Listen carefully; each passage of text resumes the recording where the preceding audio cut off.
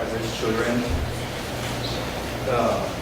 Thank you for coming to the youth program and enjoy the session.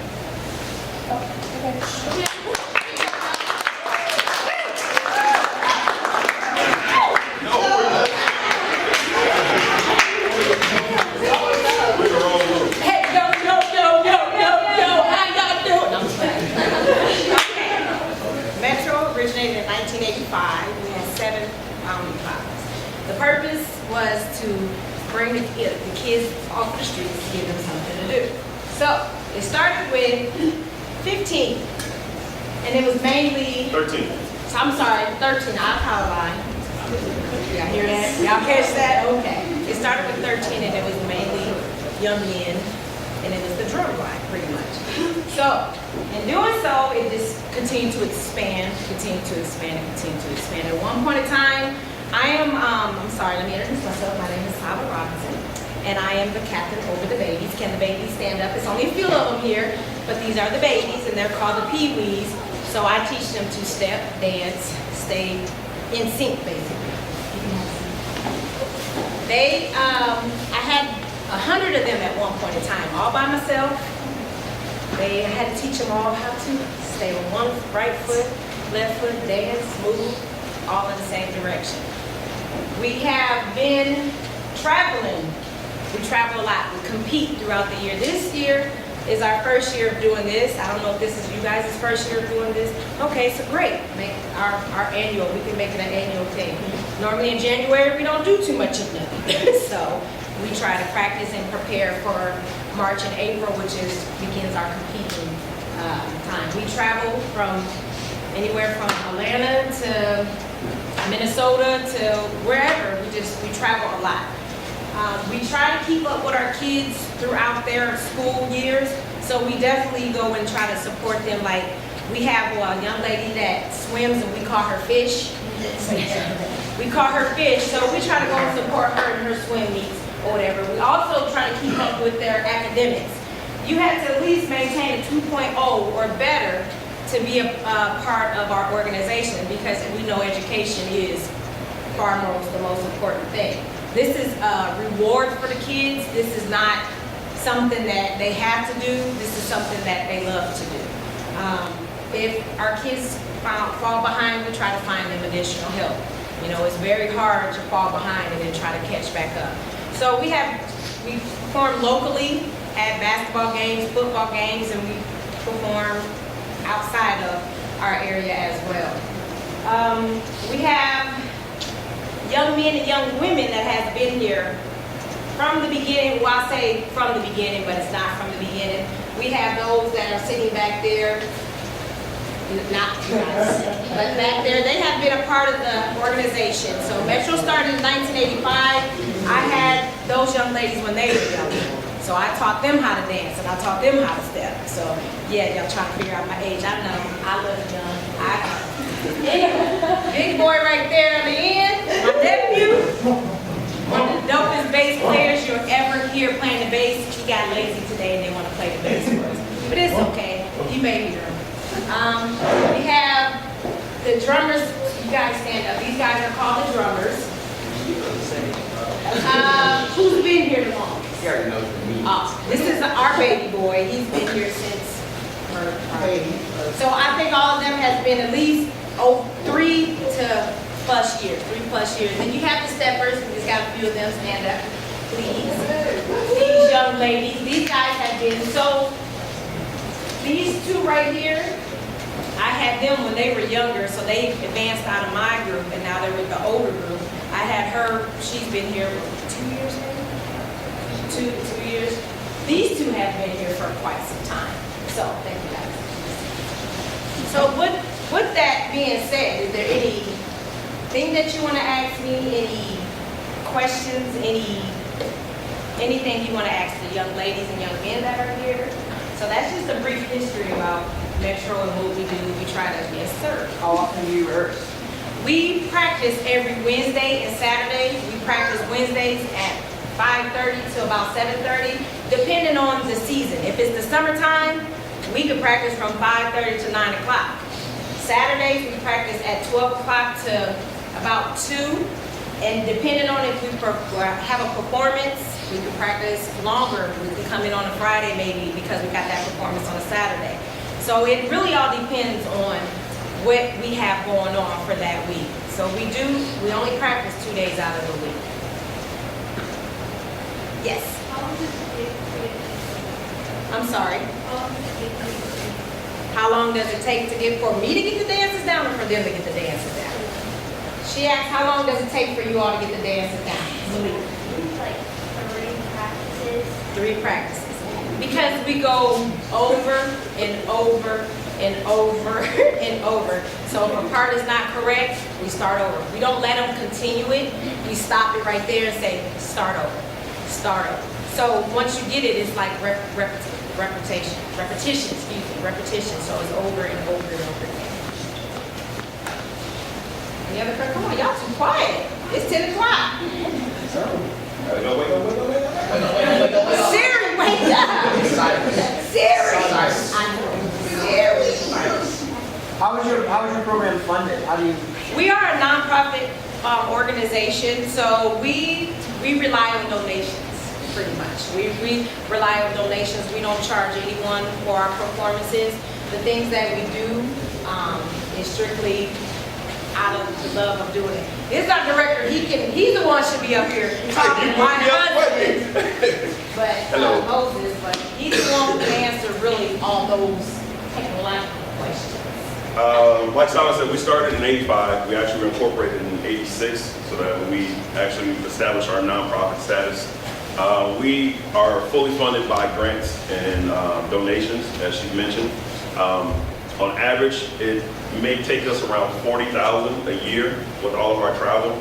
We travel at least to 4 big competitions a year: Kansas City, Minnesota, Minneapolis, Minnesota, Michigan City, Indiana. We have done the McDonald's Thanksgiving Day Parade. Our goal is to get the kids to Disney for a Disney performance. We've been shooting for that one for the last couple of years, but it's just a funding. So hopefully we can find a good partner to partner up and get that accomplished for us. But that's one of the end goals for us, to get the kids to Disney.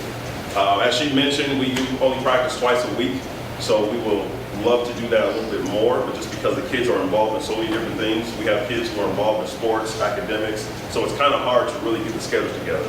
So what you see today is just kind of like the ending point of what it takes to get them to that point. We start working on the show in January, and we will actually start perfecting that, getting ready in April for our first competition, which usually is around May or June.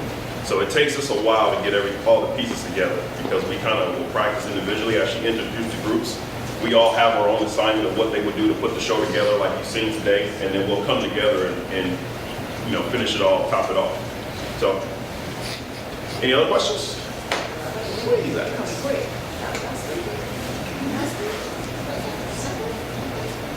Nothing? Okay, well, since y'all want to act like y'all all quiet and shy and stuff, I got a little something for you. We're going to teach y'all a step. This step is very simple. It's so simple. I promise you it's simple. It's a count-based thing, and it shouldn't take you no time at all. When we do this, after we get done, we're all going to do the steps. Yes. Mr. Weber, do it. Mr. Weber, they want you to do it too. I'm doing it. I'm just going to videotape you first. Yeah, how many are here part of a band? Okay, how many sing in the choir? Now, let me tell you something. Music. When you listen to music, you have to, it's a rhythm, correct? When you sing that song, you got to get the right tempo, correct? When you in the band, you got to have the right note, the right tempo, correct? Same thing as this. It's just the tempo. So this step is just called swaths. It's a real easy step. And it's real simple. Just watch me first, and then we're going to break into groups, and then we're going to teach y'all, and then we're going to come together, and we're going to do it together. Okay? That's one thing you want to overcome. We have a lot of people who are really scared to join our group because they see the performance, And they think that that's how it is all the time. We don't start that way. From how you're about to start, this is how we start. We have kids come in, we start them from the groundwork, from the foundation, and then we work them up. So we don't have kids that's coming in and can do what you just seen. Absolutely not. We have to teach them to that point. So don't be afraid and don't be scared and say, oh, you can't do it. Get that word "can" out of your head. You can definitely pick it up. We definitely don't like the word "can." And the biggest thing is just taking that time to mess up. That's what practice is for, messing up. It's when you get out there in the big, at the big performance, you don't mess up, right? Because you don't put all that time in. Sometimes, you don't put all that time in at practice. So at practice, we done had young ladies cry. We done seen it all. Your emotions get so wrapped up in it because you want it right, you want it right then and there, but it doesn't come. Like where it may come easy for her, it may be hard for her. So she's trying so hard that she can't get it going, and then she gets a little frustrated and she tear up. But that's one thing we don't do. We don't shut down nobody, and the biggest thing is we don't make fun of anyone. We have our moments where we like to have fun, we kid around, we joke around, but at the end of the day, we got to do what we have to do to make sure that all these young ladies and young men feel loved, welcome, and know that Metro is their family. So Metro is their extended family. And we try everything possible to ensure them that they can come and they can always count on us. So this one is called Squash. Short, sweet, simple. So it's just.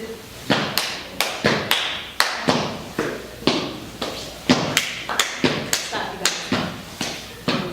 Do y'all see how I'm just turning the corner? Clap, clap, clap, clap, clap. See that?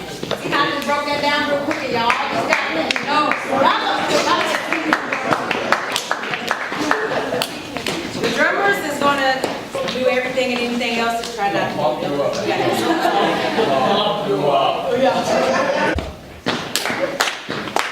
So stomp, back, clap, clap, stomp, clap, clap, stomp, clap, clap.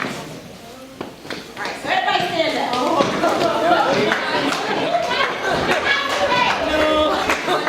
2 hour count. All right,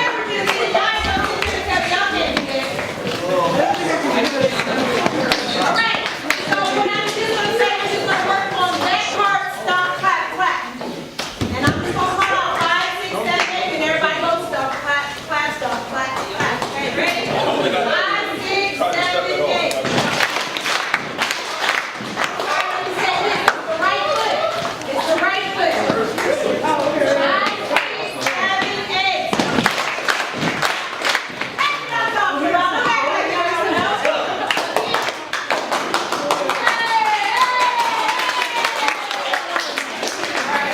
Again, 5, 6, 7, 8. Good. So, And you gotta make sure to tell them stuff out. I know. Step out. Let's put an out there. In, out. Ready? I'll turn this way so you can see my feet if you can. If you can't, try to get yourself in position. 5, 6, 7, 8.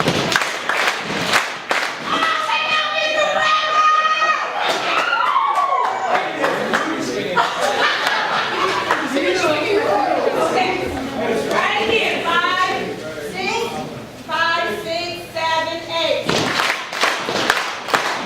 Good job. So, y'all got that. I hear all you guys. You got that. So what you doing? Stomp, clap, clap, clap, clap. Stomp your legs. Hit your left foot. And then I don't know what I'm doing for that. Whatever that is. If you hit, you'll stomp that foot. It go up. Your left foot go up. Your left hand go into the chest. And you tap it down.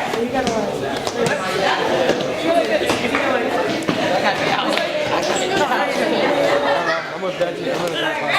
Straight. 5, 6, 7, 8.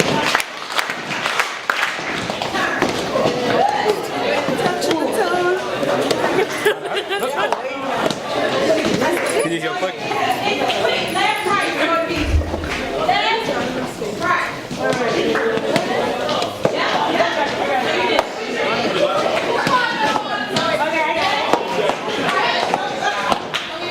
You don't know what Left foot. 5,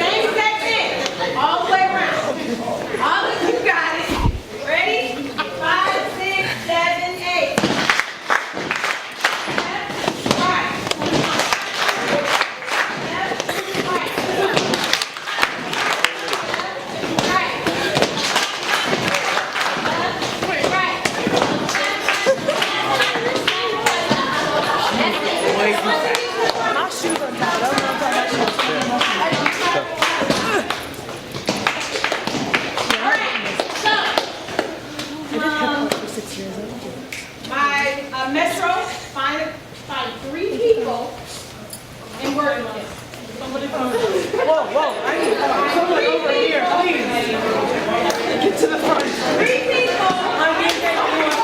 3 people per 1 person. Only 1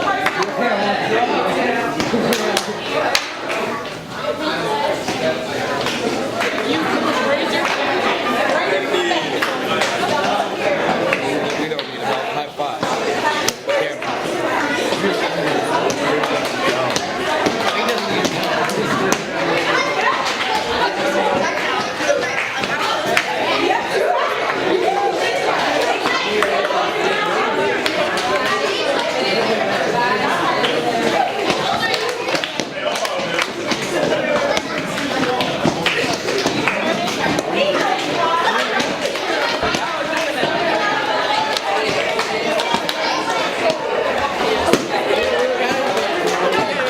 We got Jace. Jace is good. That's the shot. Money shot.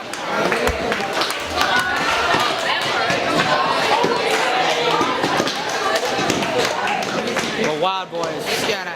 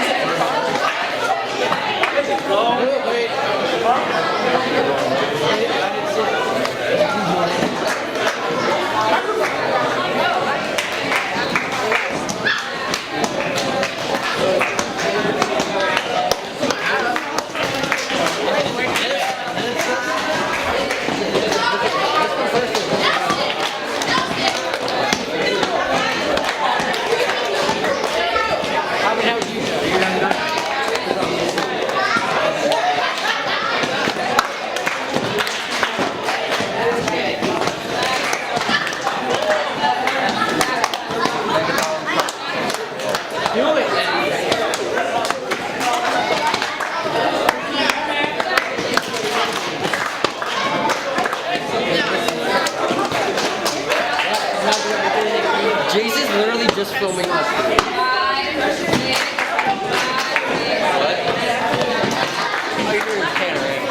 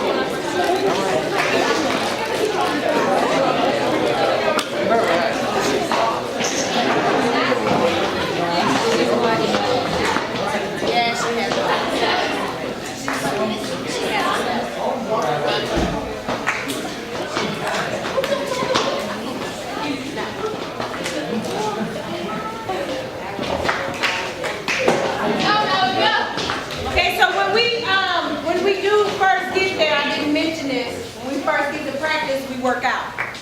You gotta have energy in the legs and in your stomach and stuff.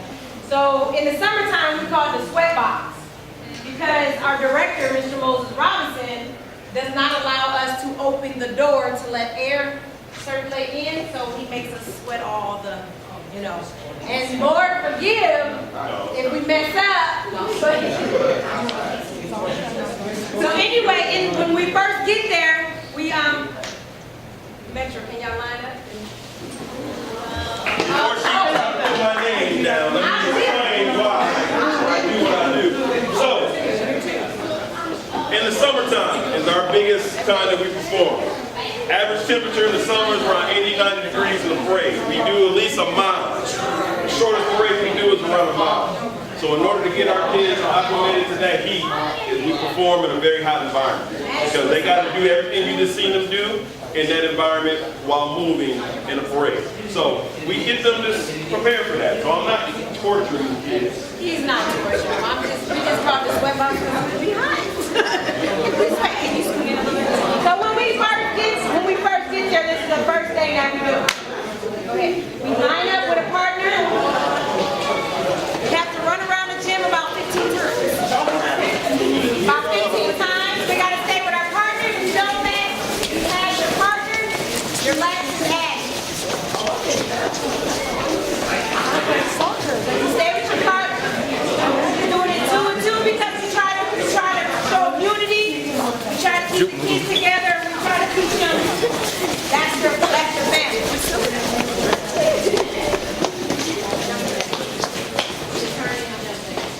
We got jumping jacks for next, so grab it. So actually what we do is we get on a circle. We have a circle that, so basically what they want to y'all to circle around. Everyone has to count or we start over. This is fine. This is fine. Get up. Right now.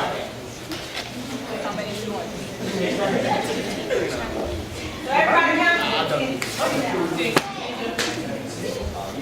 Normally they do 50 to 100 jumping jacks, but we just doing a music. Ready, go. Let's go, guys. Ready, go.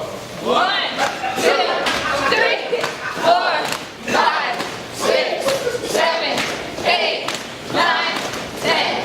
11. Her 11 would have made him start all over. Right. Can you imagine a 2-hour practice, every time you mess up, we start from the beginning, non-stop, there's no breaks. So for that whole 2-hour span, so those of you that are in the marching band, hold on. Those of you that are in the marching band, you have a set of routines that you have to learn, right, for that performance.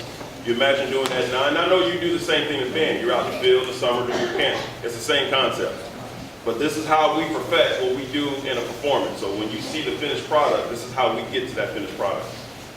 It's just repetition.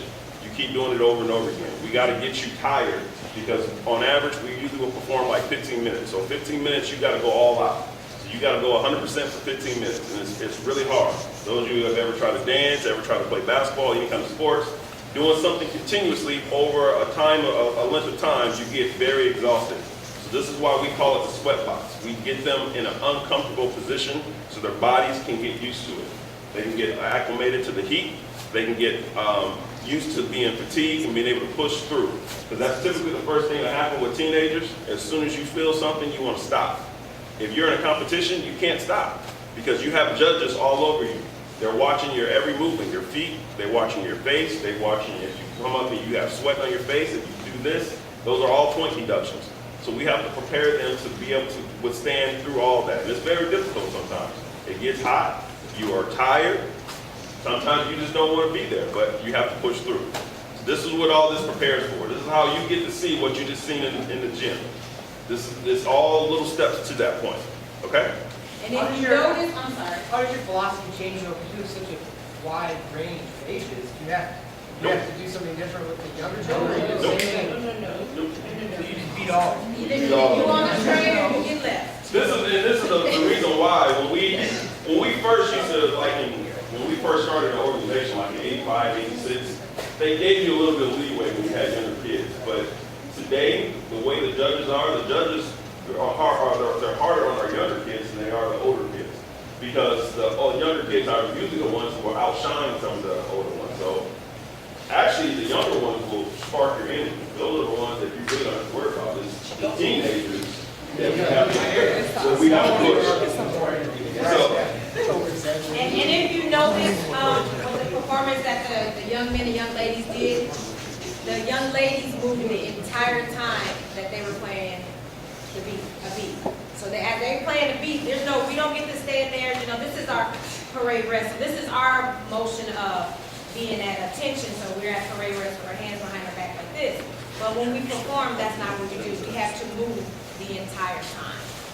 So like Moses said, it's very hard, but if you give that will to drive to want to do it, you can do anything you want to do, just like you guys just learned squat.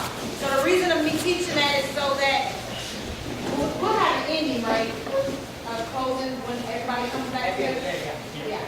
We want you all to get up and exemplify that with us, just to show that anybody can learn, everybody can learn. We have your names, we know who you are. This one is just being defiant. I mean, I don't understand. I don't know if you think it's too cool or what it is, but cool doesn't get you anywhere. Trust and believe. Cool don't get you far. It's okay to have a little fun and it's okay to learn something different. That's what we're here for. That's why we're here in this very room now. So anyway, can we get up and try and see if we got swaths? Let's do it. Stop your feet.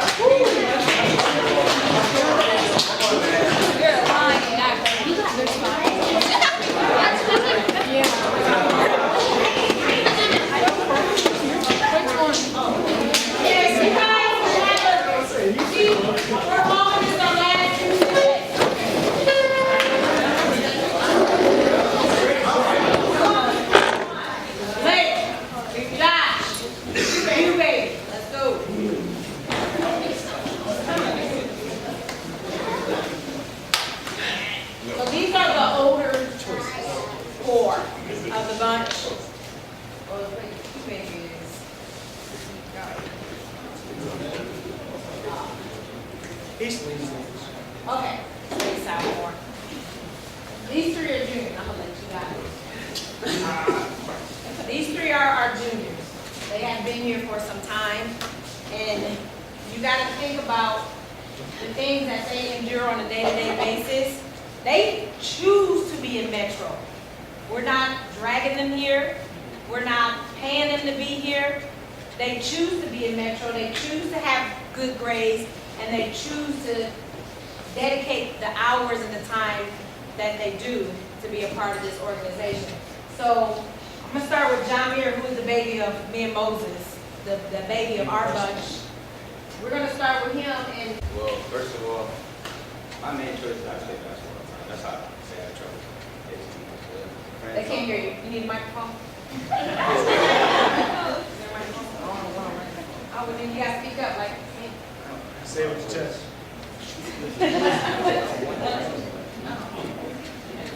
speak up. Like I said, I just play basketball. That's how I stay out of trouble.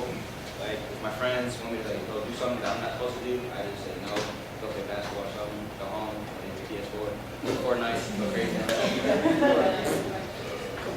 That's pretty much it. You know what's right and wrong, do what you're supposed to do. You wanna tell them what you wanna be when, what are you studying in school? Right now, I'm a junior and I am in engineering classes. That's what I'm going to do after high school, continue my career in engineering. Mr. Giles? I'm Josh. I joined Metro because it's just like something new, get out the house. You know, I like enjoying my time. You know, it's pretty fun, have fun with it. Other than that, I'm either working or in school. And in school right now, I'm doing like psychology and all this science stuff. So like when I go off to college, I'm probably going to end up studying psychology or some type of business class. Yeah, I'm Elijah. I play football and track. I joined Metro like 6 or 7 years ago, and it just keeps me in trouble. That's my goal. Keeps me in the house, or either busy with doing this, and sports also keeps me in trouble. Also, used to do wrestling.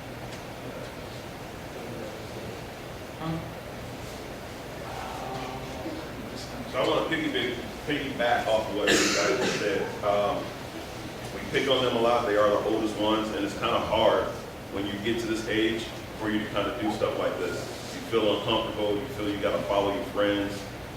They want to go out and drink. They want to go out and party, smoke, and do all the other stuff. You got to make those conscious decisions. I always tell people one decision will change your life, and it can be a split-second decision. You know, you decide to go what's home with a car. You don't know if they've been drinking. You don't know if they're intoxicated. They have any kind of, substance in their body, and they get in an accident, and that could change your life within that split-second decision. So those type of decisions are what you need to make on an everyday basis. You know, like they said, you know what you're doing, if it's right or wrong. Sometimes following the crowd is not the right thing to do. You want to be separate sometimes. Make your own trend.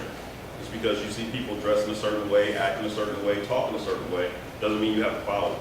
Set your own trends. Social media is full of people who set trends on a daily basis.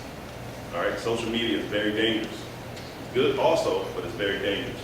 We get caught up in some of the stuff. I think the fad now is they're putting those laundry things in their mouth. Some people think it's funny. Some think it's, let me try it. Again, 1 second decision can change your life instantly. All right. So you got to make sure you're making positive choices because you want to continue to live and be a productive citizen. Whenever you come back to your town, you go somewhere else, you want to make sure you're going to be that leader. That's kind of what we force these kids to do. We put them into the leadership roles. They don't like talking in front of their peers, but we force them to do this so when they get my age, they get Sal's age or adult leaders, it comes natural. When I first started, I was just like them. I used to look around, I couldn't talk. I would probably say 2 words out of the 2 years when I first started. 2 words, because I did not want to talk in front of my friends. But as you get used to it, you find out it's okay to be different.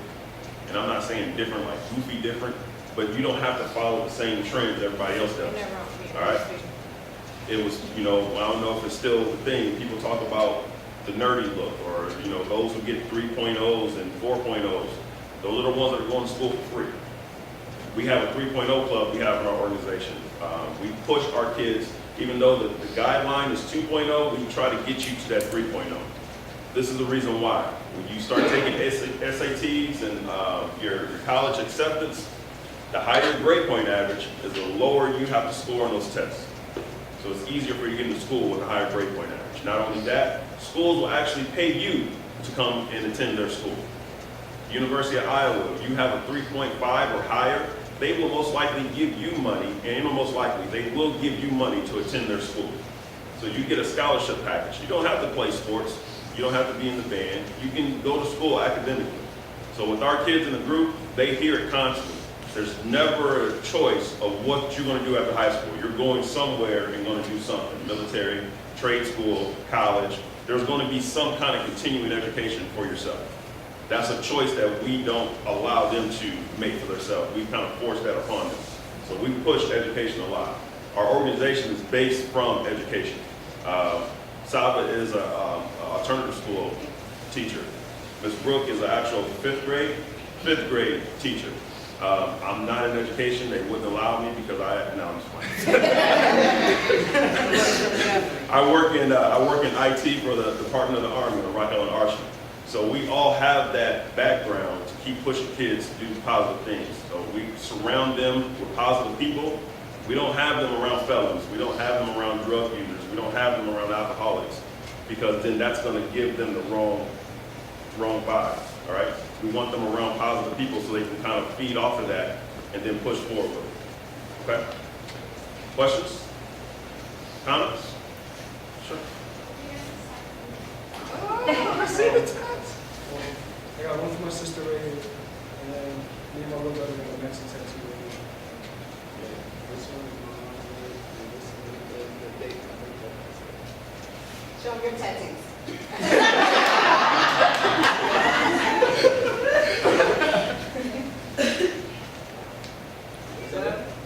Any questions for the young man? Well, thank you all for your time. Thank you No, for... we got 1050. Oh, it's 10:50? 1050. So how many of you got social media accounts? Raise your hand. Don't be scared. Don't be scared. Social media. Yes. Okay, have a seat. Put your hands down. Let me end with this. I'm a high school coach for Drumcore Central. I'm also an AAU coach, so I coach travel basketball. I talk to a lot of coaches. How many of you plan on going to college after high school? Raise them high. Raise them high. I mean, don't follow going to college or not. It's up to you. Put your hands down. So this is why I want to lead with that. First thing college coaches do, if those of you that play any kind of sports, first thing they do is they ask for your social media account. Why do you think they do that? So they can see what you're doing. Y'all hear that? Yeah. They're not going to see you in school. They're not going to see you on the court. They're not going to see you at home. They're going to social media to see who you are. That gives a coach an idea, a snapshot of the type of person they are. So that means they're judging you and they're evaluating you based on your social media account. So for those of you that like to do and forward a lot of crazy things on social media, that is what you are putting out to the world, who you are. Which we know that's not truly the case. Because most people with social media accounts, you think it's like a fairy tale, or fairy land. No one knows anything about you, and you can say and do whatever you want because of social media. It's the internet. Oh, no one cares about the internet. For Metro, what do I always tell you about cell phones?